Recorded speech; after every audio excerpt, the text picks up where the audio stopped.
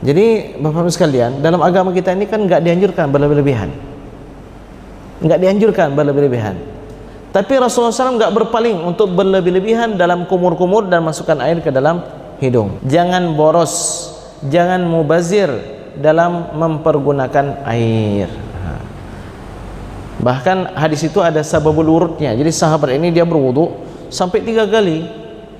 Rasulullah SAW menegur, la tusrifil ma, jangan kamu berlebih-lebihan atau boros dalam mempergunakan air. Jadi sahabat ini bertanya, ya Rasulullah, apakah dalam ibadah pun ada mubazir?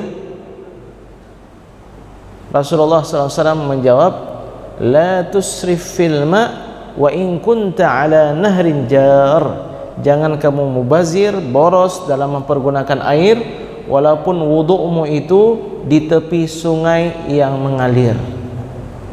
Sungai yang mengalir, mana boros air?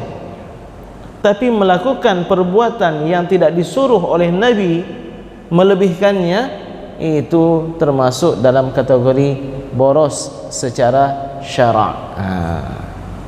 Di sini yang perlu kita perhatikan Bapak sekalian. Jadi apa Ustaz ni, dalam masa wuduk pun pelit kali lah kita dengan Allah Subhanahu Wa Taala. Allah suruh kita sampai 4 kali. Allah suruh kita berwuduk dengan banyak kali air.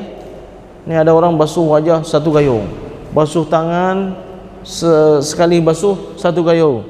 Karena tangannya 3 kali, untuk tangannya sudah 3 gayung air.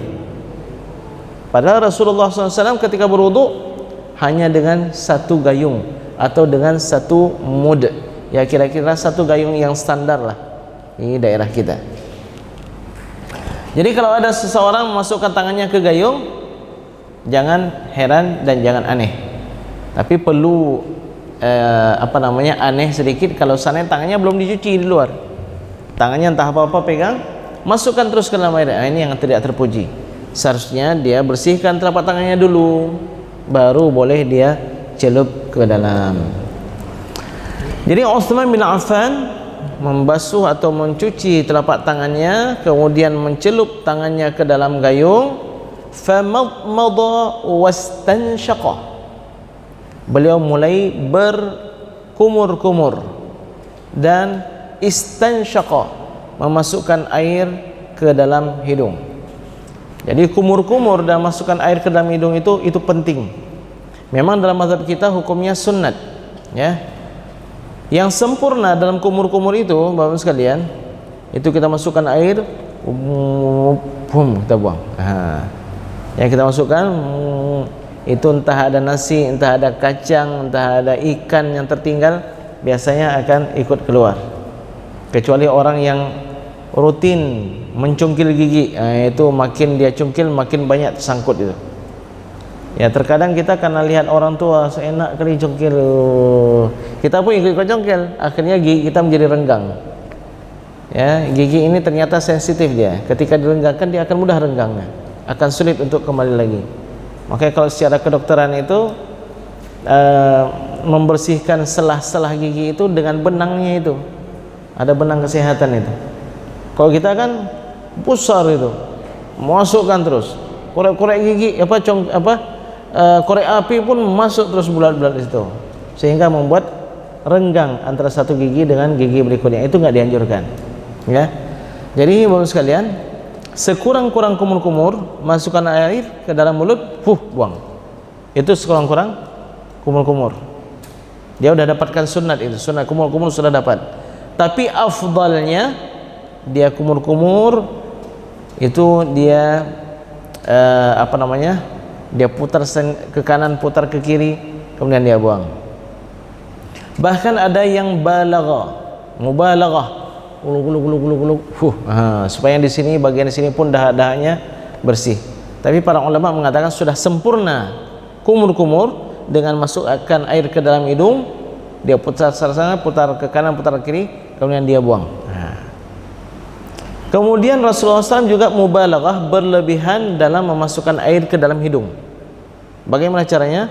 Masukkan air, dihirup, kemudian dibuang. Ternyata itu membuka rongga-rongga atau ventilasi pernafasan yang ditakutkan bisa terjadi radang di hidung ataupun penyakit polip, itu insyaallah akan bisa terhindari dengan melakukan wuduk versi Rasulullah sallallahu alaihi wasallam. Jadi Bapak-Ibu sekalian, dalam agama kita ini kan enggak dianjurkan berlebih-lebihan. Enggak dianjurkan berlebih-lebihan. Tapi Rasulullah SAW enggak berpaling untuk berlebih-lebihan dalam kumur-kumur dan masukkan air ke dalam hidung. Berarti enggak semua berlebih-lebihan itu dilarang. Yang saya tahu sebelumnya, boleh kita berlebih-lebihan dalam mencintai Allah dan Rasulnya. Itu saja.